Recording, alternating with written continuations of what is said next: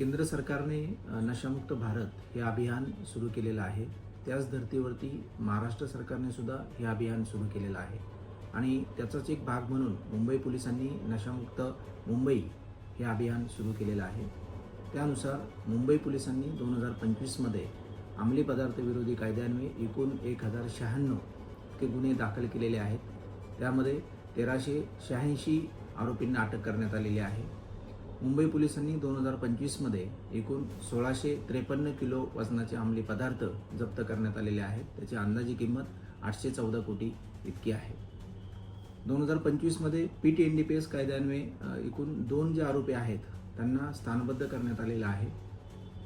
30 जुलै 2025 रोजी महाराष्ट्र सरकारनं जे संघटितपणे अंमली पदार्थाची तस्करी करणाऱ्या ज्या टोळ्या आहेत त्यांच्या विरुद्ध मोक्का कायद्यान्वये कारवाई करण्याबाबतच्या सूचना दिल्या होत्या.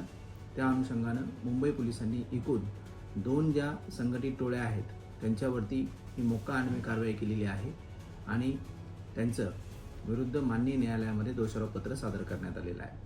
2025मध्ये एकूण 2560 किलो वजनाचे अंमली पदार्थ हे मुंबई पोलिसांनी नाश केलेले आहेत. ज्याची अंदाजी किंमत जवळजवळ 136 कोटी इतकी आहे. 2025मध्ये परदेशामध्ये राहून भारतामध्ये अंमली पदार्थाचं रॅकेट चालवणारे एकूण जे 4 आरोपी होते त्यांना प्रत्यार्पण करून मुंबई पोलिसांनी भारतामध्ये आणलेलं आहे आणि त्यांना अटक केलेली आहे.